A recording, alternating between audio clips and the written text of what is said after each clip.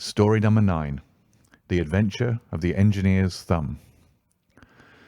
Of all the problems which have been submitted to my friend, Mr. Sherlock Holmes, for solution during the years of our intimacy, there were only two which I was the means of introducing to his notice, that of Mr. Hatherley's thumb and that of Colonel Warburton's madness. Of these, the latter may have afforded a finer field for an acute and original observer, but the other was so strange in its inception and so dramatic in its details that it may be the more worthy of being placed upon record, even if it gave my friend fewer openings for those deductive methods of reasoning by which he achieved such remarkable results.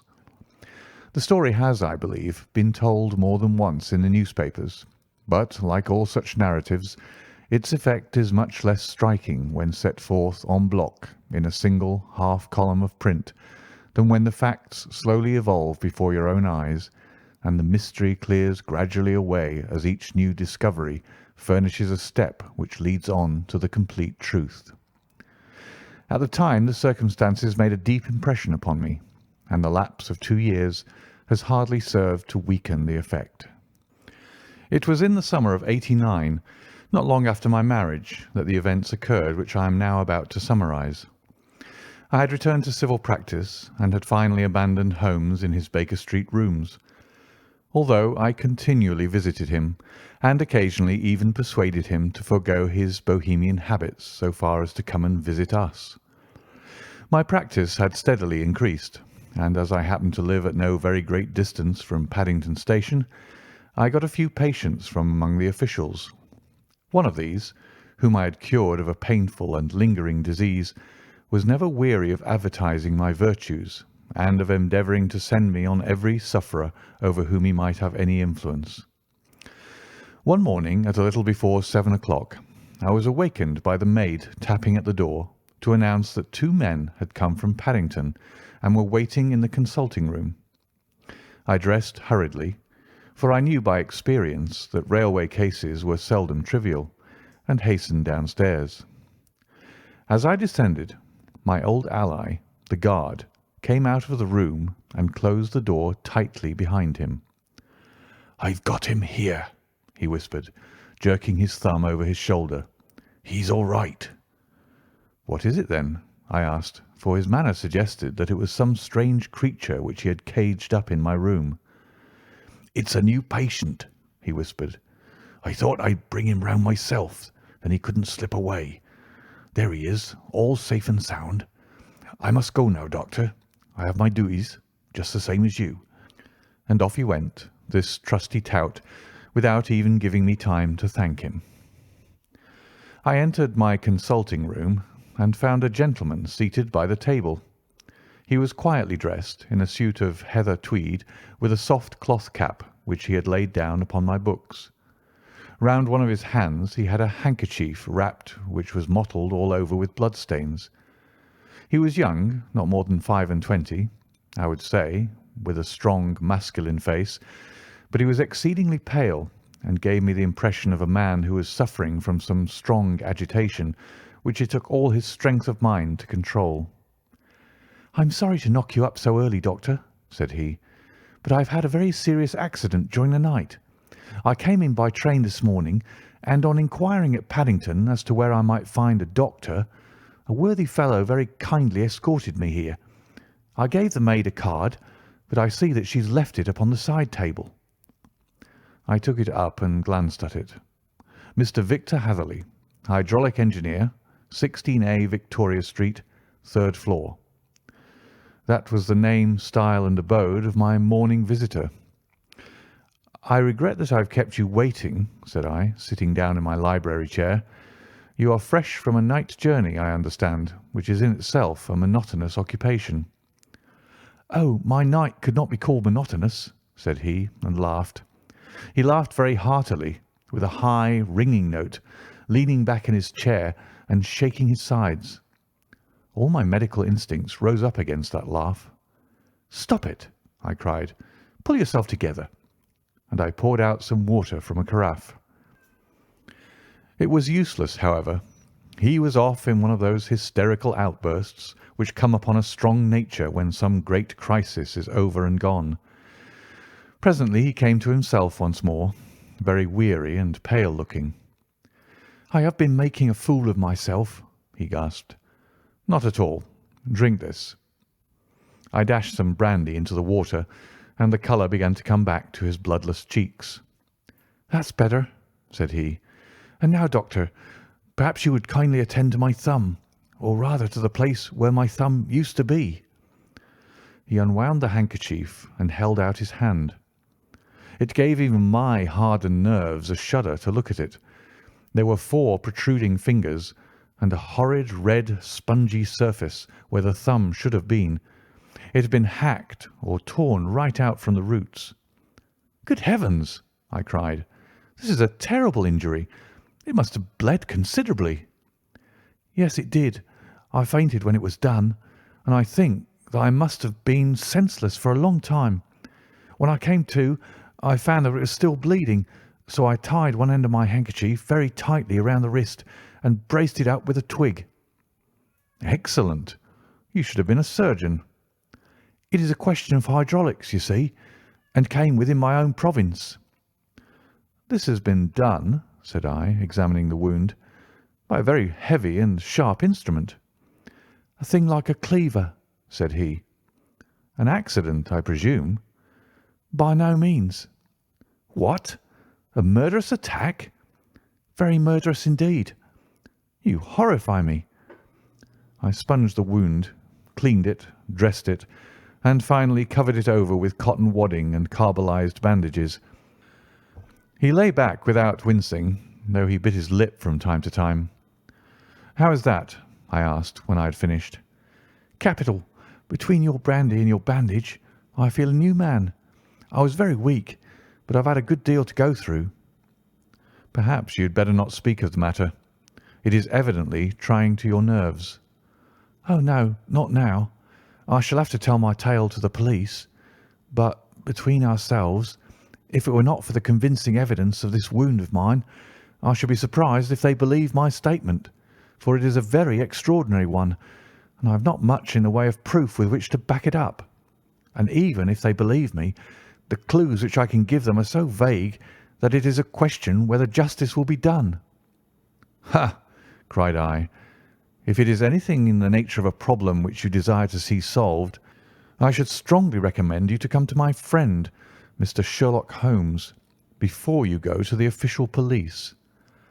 "Oh, I have heard of that fellow," answered my visitor, "and I should be very glad if he would take the matter up, though of course I must use the official police as well. Would you give me an introduction to him?" "I'll do better. I'll take you round to him myself."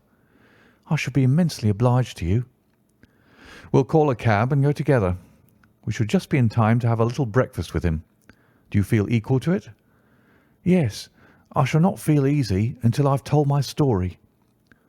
"Then my servant will call a cab, and I shall be with you in an instant." I rushed upstairs, explained the matter shortly to my wife, and in 5 minutes was inside a hansom, driving with my new acquaintance to Baker Street. Sherlock Holmes was, as I expected, lounging about his sitting-room in his dressing-gown, reading the agony column of the Times, and smoking his before-breakfast pipe, which was composed of all the plugs and dottles left from his smokes of the day before, all carefully dried and collected on the corner of the mantelpiece. He received us in his quietly genial fashion, ordered fresh rashers and eggs, and joined us in a hearty meal. When it was concluded, he settled our new acquaintance upon the sofa, placed a pillow beneath his head, and laid a glass of brandy and water within his reach. "It is easy to see that your experience has been no common one, Mr. Hatherley," said he. "Pray, lie down there and make yourself absolutely at home. Tell us what you can, but stop when you're tired, and keep up your strength with a little stimulant." "Thank you," said my patient, "but I have felt another man since the doctor bandaged me, and I think that your breakfast has completed the cure. I shall take up as little of your valuable time as possible, so I shall start at once upon my peculiar experiences." Holmes sat in his big armchair with the weary, heavy-lidded expression which veiled his keen and eager nature, while I sat opposite to him, and we listened in silence to the strange story which our visitor detailed to us. "You must know," said he, "that I am an orphan and a bachelor, residing alone in lodgings in London.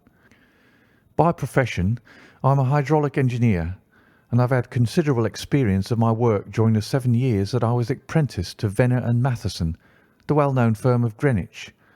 2 years ago, having served my time, and having also come into a fair sum of money through my poor father's death, I determined to start in business for myself, and took professional chambers in Victoria Street.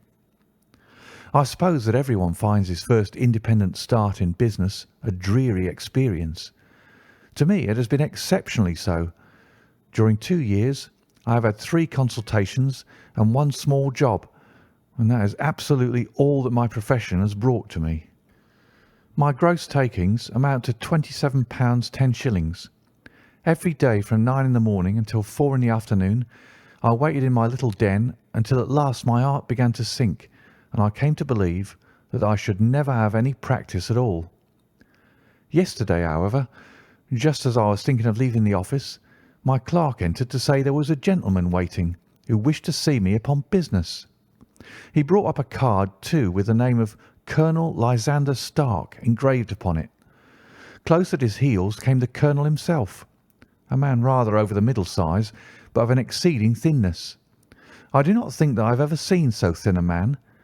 His whole face sharpened away into nose and chin, and the skin of his cheeks was drawn quite tense over his outstanding bones.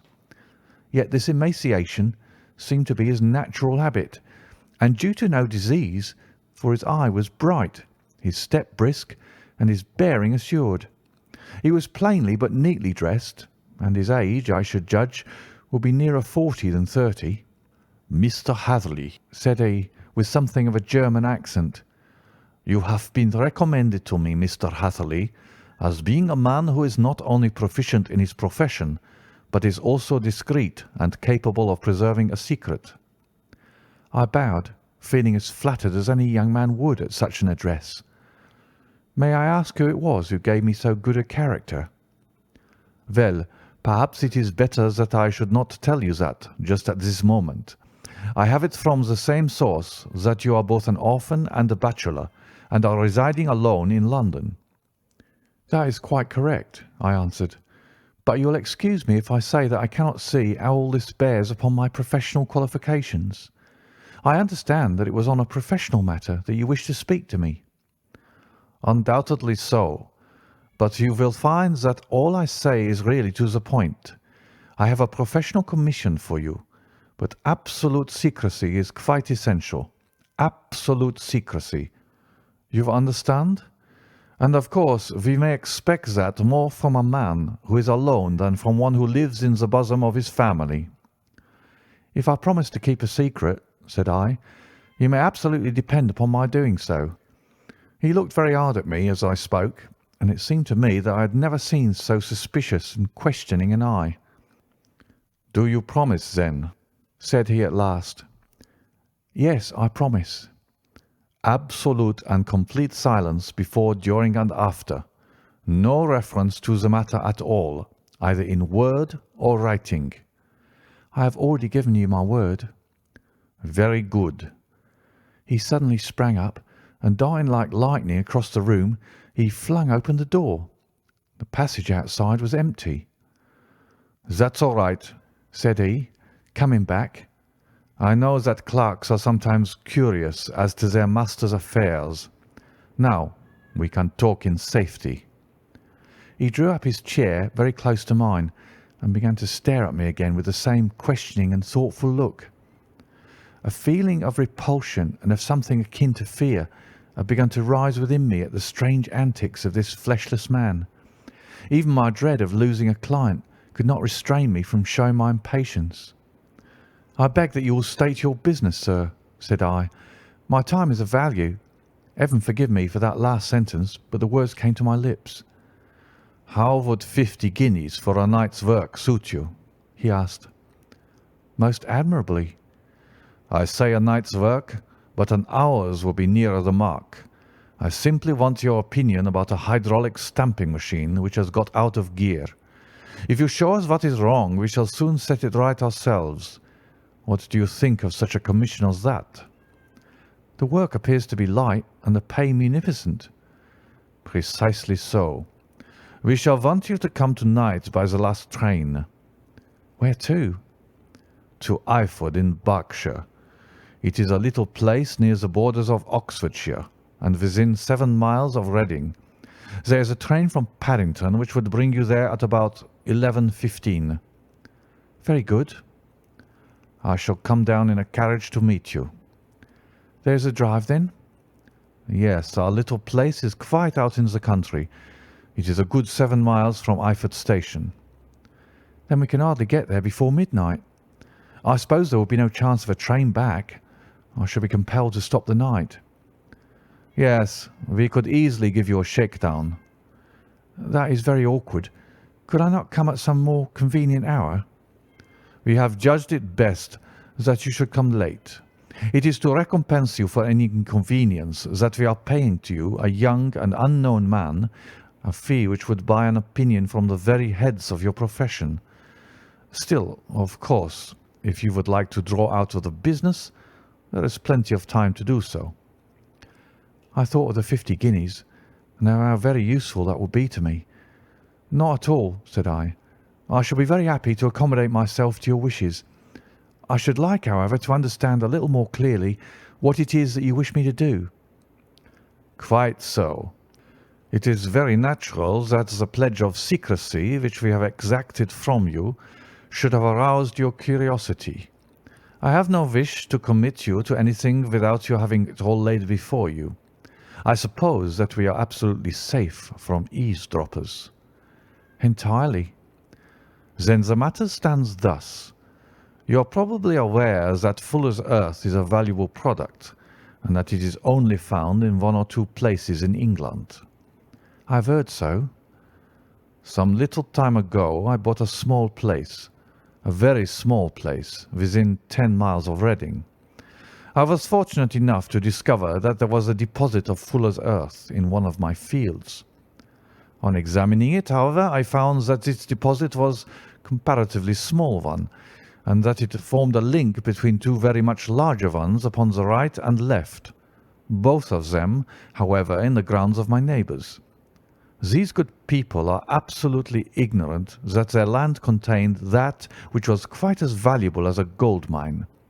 Naturally, it was to my interest to buy their land before they discovered its true value. But unfortunately, I had no capital by which I could do this. I took a few of my friends into the secret, however, and they suggested that we should quietly and secretly work our own little deposit, and that in this way we should earn the money which would enable us to buy the neighbouring fields. This we have now been doing for some time, and in order to help us in our operations, we erected a hydraulic press. This press, as I have already explained, has got out of order, and we wish your advice upon the subject. We guard our secret very jealously, however, and if it once become known that we had hydraulic engineers coming to our little house, it would soon rouse inquiry, and then, if the facts came out, it would be good-bye to any chance of getting those fields and carrying out our plans. That is why I have made you promise me that you will not tell a human being that you are going to Iford tonight. I hope that I make it all plain." "I quite follow you," said I. "The only point which I could not quite understand was what use you could make of a hydraulic press in excavating Fuller's earth, which, as I understand, is dug out like gravel from a pit." "Ah," said he carelessly, "we have our own process. We compress the earth into bricks so as to remove them without revealing what they are. But that is a mere detail. I have taken you fully into my confidence now, Mr. Hatherley, and I have shown you how I trust you." He rose as he spoke. "I shall expect you, then, at Iford at 11:15. "I shall certainly be there." "And not a word to a soul." He looked at me with a last long, questioning gaze, and then, Pressing my hand in a cold, dank grasp, he hurried from the room. Well, when I came to think it all over in cool blood, I was very much astonished, as you may both think, at this sudden commission which has been entrusted to me. On the other hand, of course, I was glad, for the fee was at least tenfold what I should have asked had I had set a price on my own services, and it was possible that this order might lead to other ones.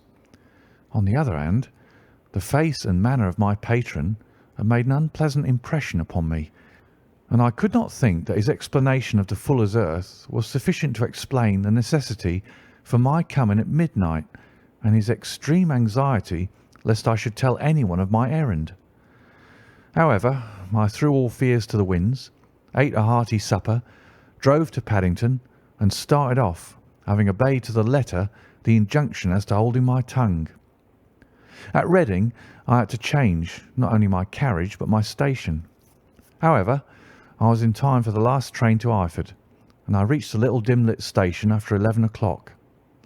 I was the only passenger who got out there, and there was no one upon the platform save a single sleepy porter with a lantern. As I passed out through the wicket gate, however, I found my acquaintance of the morning waiting in the shadow upon the other side. Without a word, he grasped my arm and hurried me into a carriage, the door of which was standing open. He drew up the windows on either side, tapped on the woodwork, and away we went as fast as the horse could go. "One horse?" interjected Holmes. "Yes, only one." "Did you observe the colour?" "Yes, I saw it by the side lights when I was stepping into the carriage. It was a chestnut." "Tired looking or fresh?" "Oh, fresh and glossy." "Thank you. I am sorry to have interrupted you. Pray continue your most interesting statement." Away we went then, and we drove for at least an hour. Colonel Lysander Stark had said that it was only 7 miles, but I should think, from the rate that we seemed to go, and from the time that we took, that it must have been nearer 12. He sat at my side in silence all the time, and I was aware more than once, when I glanced in his direction, that he was looking at me with great intensity. The country roads seemed to be not very good in that part of the world, for we lurched and jolted terribly. I tried to look out the window to see something of where we were, but they were made of frosted glass, and I could make out nothing save the occasional bright blur of a passing light. Now and then I hazarded some remark to break the monotony of the journey, but the colonel answered only in monosyllables, and the conversation soon flagged. At last, however, the bumping of the road was exchanged for the crisp smoothness of a gravel drive, and the carriage came to a stand. Colonel Lysander Stark sprang out, and as I followed after him, pulled me swiftly into a porch which gaped in front of us. We stepped, as it were, right out of the carriage and into the hall, so that I failed to catch the most fleeting glance of the front of the house. The instant that I had crossed the threshold, the door slammed heavily behind us, and I heard faintly the rattle of the wheels as the carriage drove away. It was pitch dark inside the house, and the colonel fumbled about looking for matches and muttering under his breath. Suddenly a door opened at the other end of the passage, and a long golden bar of light shot out in our direction. It grew broader, and a woman appeared with a lamp in her hand, which she held above her head, pushing her face forward and peering at us. I could see that she was pretty, and from the gloss with which the light shone upon her dark dress, I knew that it was a rich material. She spoke a few words in a foreign tongue, in a tone as though asking a question, and when my companion answered in a gruff monosyllable, she gave such a start that the lamp nearly fell from her hand. Colonel Stark went up to her, whispered something in her ear, and then, pushing her back into the room from whence she had come, he walked towards me again with the lamp in his hand. "Perhaps you will have the kindness to wait in this room for a few minutes," said he, throwing open another door. It was a quiet, little, plainly furnished room with a round table in the centre, on which several German books were scattered. Colonel Stark laid down the lamp on the top of a harmonium beside the door. "I shall not keep you waiting an instant," said he, and vanished into the darkness.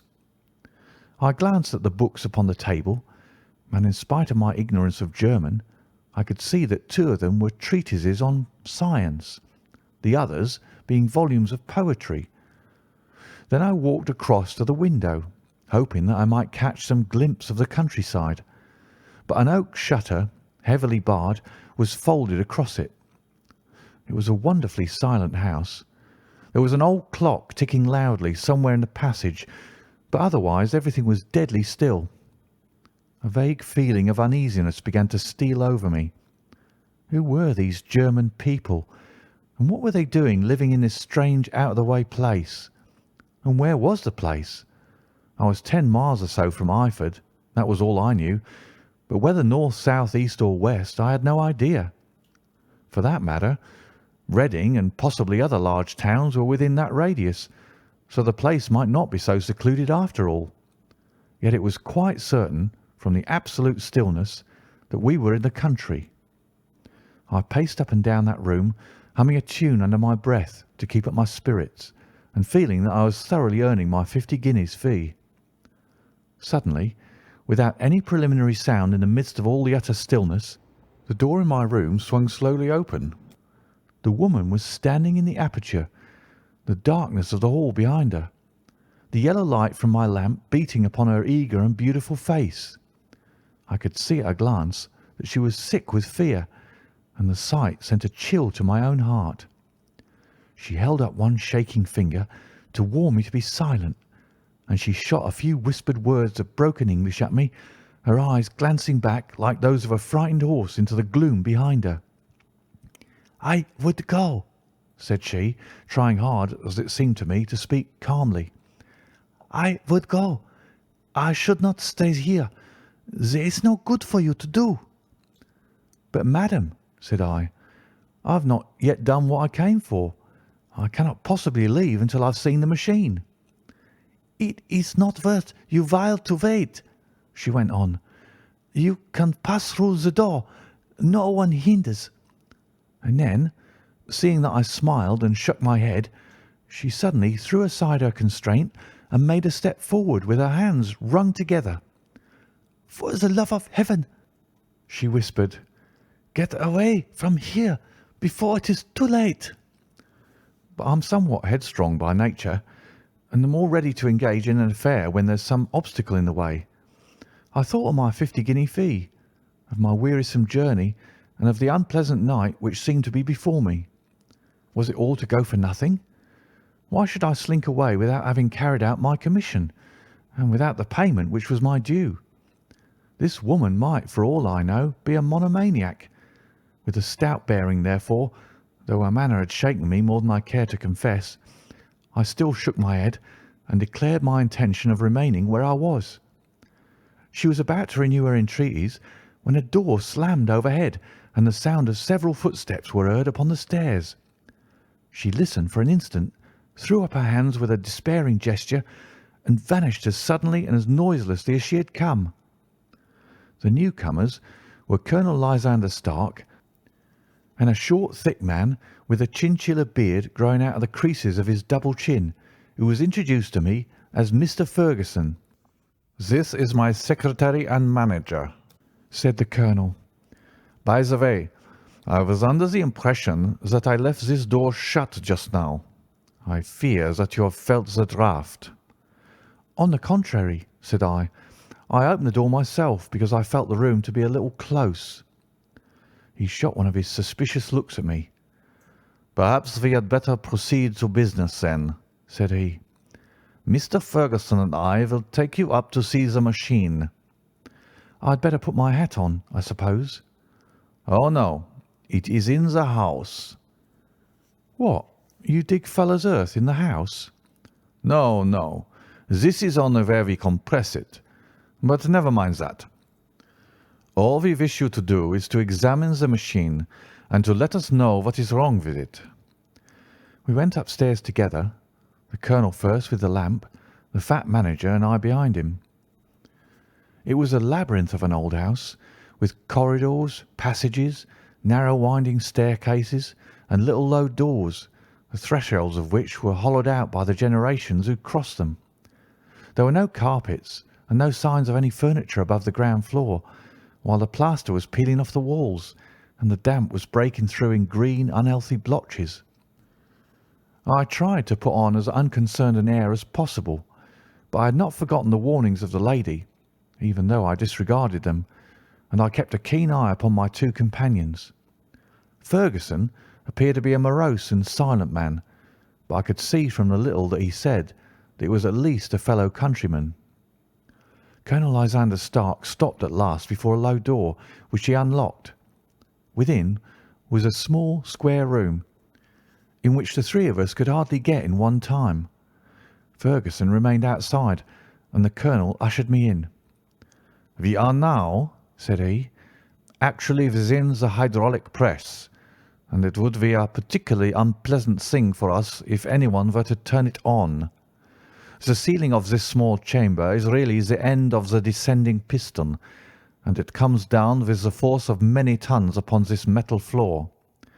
There are small lateral columns of water outside which receive the force, and which transmit and multiply it in the manner which is familiar to you.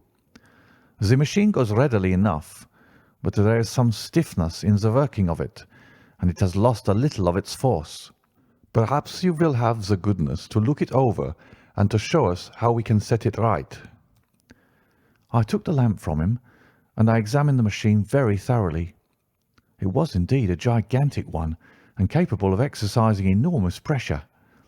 When I passed outside, however, and pressed down the levers which controlled it, I knew at once by the whishing sound that there was a slight leakage, which allowed a regurgitation of water through one of the side cylinders. An examination showed that one of the india-rubber bands, which was round the head of a driving rod, had shrunk so as not quite to fill the socket along which it worked. This was clearly the cause of the loss of power, and I pointed it out to my companions, who followed my remarks very carefully and asked several practical questions as to how they should proceed to set it right. When I had made it clear to them, I returned to the main chamber of the machine and took a good look at it to satisfy my own curiosity. It was obvious at a glance that the story of the fuller's earth was the merest fabrication, for it would be absurd to suppose that so powerful an engine could be designed for so inadequate a purpose. The walls were of wood, but the floor consisted of a large iron trough, and when I came to examine it, I could see a crust of metallic deposit all over it. I had stooped and was scraping at this to see exactly what it was, when I heard a muttered exclamation in German and saw the cadaverous face of the colonel looking down at me. "What are you doing there?" he asked.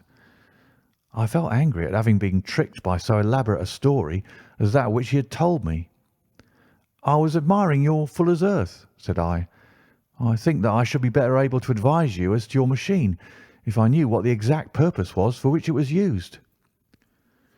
The instant that I uttered the words, I regretted the rashness of my speech.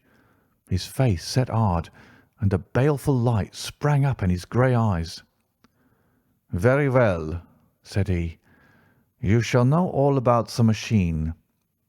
He took a step backward, slammed the little door, and turned the key in the lock.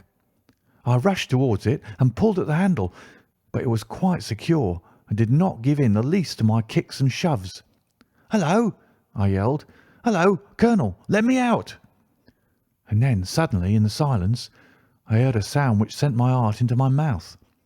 It was the clank of the levers and the swish of the leaking cylinder. He had set the engine at work. The lamp still stood upon the floor where I had placed it when examining the trough. By its light I saw that the black ceiling was coming down upon me, slowly, jerkily, but as none knew better than myself, with a force which must within a minute grind me to a shapeless pulp. I threw myself screaming against the door and dragged with my nails at the lock.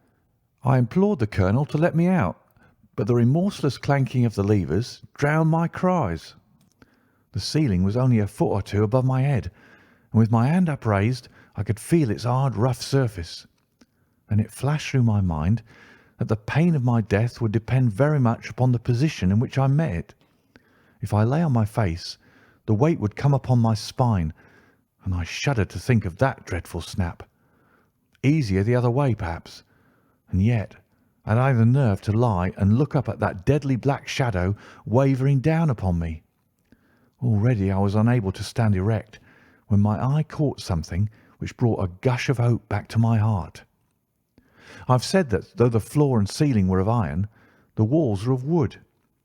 As I gave a last hurried glance around, I saw a thin line of yellow light between two of the boards, which broadened and broadened as a small panel was pushed backward. For an instant I could hardly believe that there was indeed a door which led away from death. The next instant I threw myself through and lay half fainting upon the other side. The panel had closed again behind me, but the crash of the lamp and a few moments afterwards the clang of the two slabs of metal told me how narrow had been my escape.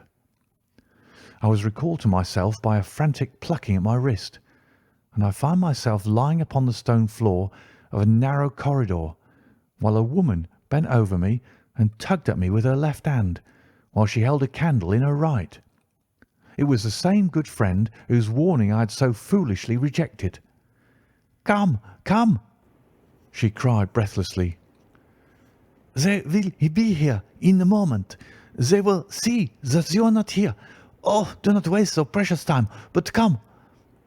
This time, at least, I did not scorn her advice. I staggered to my feet and ran with her along the corridor and down a winding stair. The latter led to another broad passage, and just as we reached it we heard the sound of running feet and the shouting of two voices, one answering the other from the floor on which we were and from the one beneath. My guide stopped and looked about her like the one who is at her wit's end. Then she threw open a door which led into a bedroom, through the window of which the moon was shining brightly. "It is your only chance," said she. "It is high, but it may be that you can jump it." As she spoke, a light sprang into view at the further end of the passage, and I saw the lean figure of Colonel Lysander Stark rushing forward with a lantern in one hand and a weapon like a butcher's cleaver in the other. I rushed across the bedroom, flung open the window, and looked out. How quiet and sweet and wholesome the garden looked in the moonlight, and it could not be more than 30 feet down. I clambered out upon the sill, but I hesitated to jump until I should have heard what passed between my saviour and the ruffian who pursued me. If she were ill used, then at any risks I was determined to go back to her assistance. The thought had hardly flashed through my mind before he was at the door, pushing his way past her, but she threw her arms around him and tried to hold him back.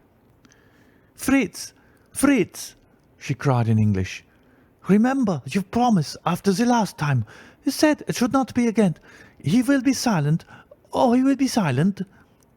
"You are mad, Elise," he shouted, struggling to break away from her. "You will be the ruin of us. He has seen too much. Let me pass, I say." He dashed her to one side, and rushing to the window, cut at me with his heavy weapon. I had let myself go and was hanging by the hands to the sill when his blow fell. I was conscious of a dull pain. My grip loosened, and I fell into the garden below. I was shaken but not hurt by the fall, so I picked myself up and rushed off among the bushes as hard as I could run, for I understood that I was far from being out of danger yet. Suddenly, however, as I ran, a deadly dizziness and sickness came over me. I glanced down at my hand, which was throbbing painfully, and then for the first time saw that my thumb had been cut off and that the blood was pouring from my wound. I endeavoured to tie my handkerchief around it, but there came a sudden buzzing in my ears, and next moment I fell in a dead faint among the rose bushes. How long I remained unconscious I cannot tell. It must have been a very long time, for the moon had sunk and a bright morning was breaking when I came to myself. My clothes were all sodden with dew, and my coat sleeve was drenched with blood from my wounded thumb. The smarting of it recalled in an instant all the particulars of my night's adventure, and I sprang to my feet with the feeling that I might hardly yet be safe from my pursuers. But to my astonishment, when I came to look round me, neither house nor garden were to be seen. I had been lying in an angle of the hedge, close by the high road, and just a little lower down was a long building, which proved, upon my approaching it, to be the very station at which I had arrived upon the previous night. Were it not for the ugly wound upon my hand, all that had passed during those dreadful hours might have been an evil dream. Half dazed, I went into the station and asked about the morning train. There would be one to Reading in less than an hour. The same porter was on duty, I found, as had been there when I arrived. I inquired of him whether he had ever heard of Colonel Lysander Stark. The name was strange to him. Had he observed a carriage the night before waiting for me? No, he had not. Was there a police station anywhere near? There was one about 3 miles off. It was too far for me to go, weak and ill as I was. I determined to wait until I got back to town before telling my story to the police. It was a little past 6 when I arrived, so I went first to have my wound dressed, and then the doctor was kind enough to bring me along here. I put the case into your hands, and shall do exactly what you advise." We both sat in silence for some little time after listening to this extraordinary narrative. Then Sherlock Holmes pulled down from the shelf one of the ponderous commonplace books in which he placed his cuttings. "Here is an advertisement which will interest you," said he. "It appeared in all the papers about a year ago. Listen to this. 'Lost on the 9th inst. Mr. Jeremiah Hayling, aged 26, a hydraulic engineer, left his lodgings at 10 o'clock at night and has not been heard of since. Was dressed in, etc., etc.' Ha! That represents the last time that the colonel needed to have his machine overhauled, I fancy." "Good heavens!" cried my patient. "Then that explains what the girl said." "Undoubtedly. It is quite clear that the colonel was a cool and desperate man who was absolutely determined that nothing should stand in the way of his little game, like those out-and-out pirates who will leave no survivor from a captured ship. Well, every moment now is precious, so if you feel equal to it we shall go down to Scotland Yard at once as a preliminary to starting for Eyford." Some 3 hours or so afterwards we were all in the train together, bound from Reading to the little Berkshire village. There were Sherlock Holmes, the hydraulic engineer, Inspector Bradstreet of Scotland Yard, a plainclothes man, and myself. Bradstreet had spread an ordnance map of the county out upon the seat, and was busy with his compasses drawing a circle with Eyford for its centre. "There you are," said he. "That circle is drawn at a radius of 10 miles from the village. The place we want must be somewhere near that line. You said 10 miles, I think, sir?" "It was an hour's good drive." "And you think that they brought you back all that way when you were unconscious?" "They must have done so. I have a confused memory, too, of having been lifted and conveyed somewhere." "What I cannot understand," said I, "is why they should have spared you when they found you lying fainting in the garden. Perhaps the villain was softened by the woman's entreaties." "I hardly think that likely. I never saw a more inexorable face in my life." "Oh, we shall soon clear up all that," said Bradstreet. "Well, I've drawn my circle, and I only wish I knew at what point upon it the folk that we are in search of are to be found." "I think I could lay my finger on it," said Holmes quietly. "Really now," cried the inspector, "you have formed your opinion? Come now, we shall see who agrees with you. I say it's south, for the country is more deserted there." "And I say east," said my patient. "I am for the west," remarked the plainclothes man. "There are several quiet little villages up there." "And I am for the north," said I, "because there are no hills there, and our friend says that he did not notice the carriage go up any." "Come," cried the inspector, laughing, "it's a very pretty diversity of opinion. We've boxed the compass among us. Who do you give your casting vote to?" "You are all wrong." "But we can't all be." "Oh, yes, you can. This is my point." He placed his finger in the centre of the circle. "This is where we shall find them." "But the 12-mile drive," gasped Hatherley. 6 out and 6 back. Nothing simpler. You say yourself that the horse was fresh and glossy when you got in. How could it be that if it had gone 12 miles over heavy roads? "Indeed, it is a likely ruse enough," observed Bradstreet thoughtfully. "Of course, There can be no doubt as to the nature of this gang." "None at all," said Holmes. "They are coiners on a large scale, and have used the machine to form the amalgam which has taken the place of silver." "We have known for some time that a clever gang was at work," said the inspector. "They've been turning out half-crowns by the thousand. We even traced them as far as Reading, but could get no farther, for they have covered their traces in a way that showed that they were very old hands. But now, thanks to this lucky chance, I think that we should have got them right enough." But the inspector was mistaken, for those criminals were not destined to fall into the hands of justice. As we rolled into Eyford Station, we saw a gigantic column of smoke which steamed up from behind a small clump of trees in the neighbourhood and hung like an immense ostrich feather over the landscape. "A house on fire?" asked Bradstreet as the train steamed off again on its way. "Yes, sir," said the station master. "When did it break out?" "I hear that it was during the night, sir, but it's got worse, and the whole place is in a blaze." "Whose house is it?" "Dr. Beecher's." "Tell me," broke in the engineer, "is Dr. Beecher a German, very thin, with a long, sharp nose?" The station master laughed heartily. "No, sir. Dr. Beecher is an Englishman, and there isn't a man in the parish who has a better lined waistcoat. But he has a gentleman staying with him, a patient, as I understand, who is a foreigner, and he looks as if a little good Berkshire beef would do him no harm." The station master had not finished his speech before we were all hastening in the direction of the fire.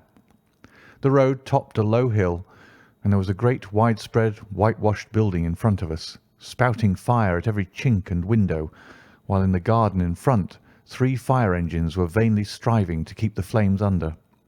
"That's it!" cried Hatherley in intense excitement. "There's the gravel drive, and there are the rose bushes where I lay. That second window is the one that I jumped from." "Well, at least," said Holmes, "you have had your revenge upon them.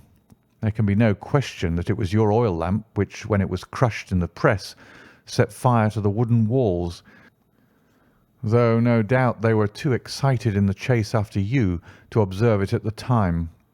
Now keep your eyes open in this crowd for your friends of last night, though I very much fear that they are a good 100 miles off by now." And Holmes' fears came to be realized, for from that day to this no word has ever been heard either of the beautiful woman, the sinister German, or the morose Englishman. Early that morning a peasant had met a cart containing several people and some very bulky boxes driving rapidly in the direction of Reading, but there all traces of the fugitives disappeared, and even Holmes' ingenuity failed ever to discover the least clue as to their whereabouts. The firemen had been much perturbed at the strange arrangements which they had found within, and still more so by discovering a newly severed human thumb upon a window-sill of the second floor. About sunset, however, their efforts were at least successful, and they subdued the flames, but not before the roof had fallen in, and the whole place had been reduced to such absolute ruin that, save some twisted cylinders and iron piping, not a trace remained of the machinery which had cost our unfortunate acquaintance so dearly. Large masses of nickel and of tin were discovered stored in an outhouse, but no coins were to be found, which may have explained the presence of those bulky boxes which have been already referred to. How our hydraulic engineer had been conveyed from the garden to the spot where he recovered his senses might have remained for ever a mystery, were it not for the soft mould which told us a very plain tale. He had evidently been carried down by 2 persons, one of whom had remarkably small feet and the other unusually large ones.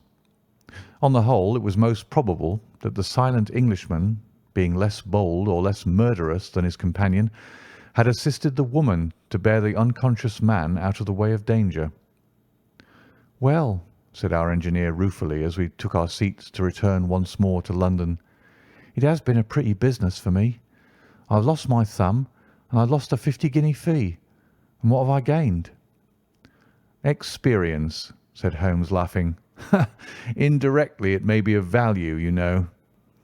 You have only to put it into words to gain the reputation of being excellent company for the remainder of your existence."